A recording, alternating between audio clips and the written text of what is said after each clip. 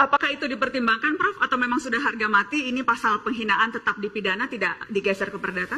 Sudah kita pertimbangkan. Jadi begini, presiden itu kan punya pendukung.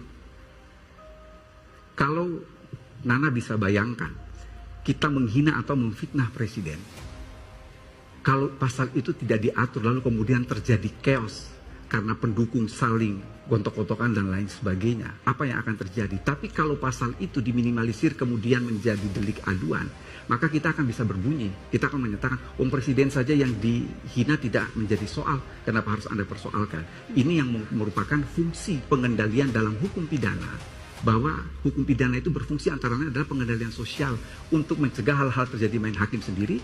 Itu secara jelas kita atur, tetapi dibatasi harus ajuan oleh presiden atau saya kira wakil presiden. Logika itu agak berbahaya kalau dipakai gitu. Kenapa? Karena kalau dihitung pendukungnya, siapa bilang hanya Presiden Jokowi yang punya pendukung?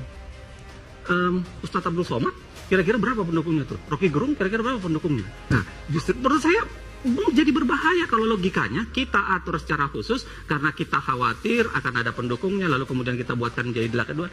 Menurut saya itu logika mobokrasi, ya, bukan lagi logika demokrasi. Dan logika mobokrasi itu kata Plato adalah seburuk-buruknya demokrasi. Bagaimana, Prof. Edi? Ya, itu tadi saya katakan bahwa ketika dikatakan bahwa dia mempunyai pendukung, mana yang lebih baik? Kita bersifat preventif untuk mencegah itu tidak terjadi dengan menyerahkan itu kepada presiden dan wakil presiden sebagai suatu delik subjektif, atau kita biarkan itu tidak diatur dan sama sekali kemudian terjadi gontok-gontokan. Jadi kita justru fungsi pengendalian sosial hukum pidana ada di sini. Artinya persis, kenapa tidak disamakan saja semua penghinaan sama dengan orang biasa? Karena orang biasa juga punya pendukung. Yang ini tadi saya katakan, objek yang diatur.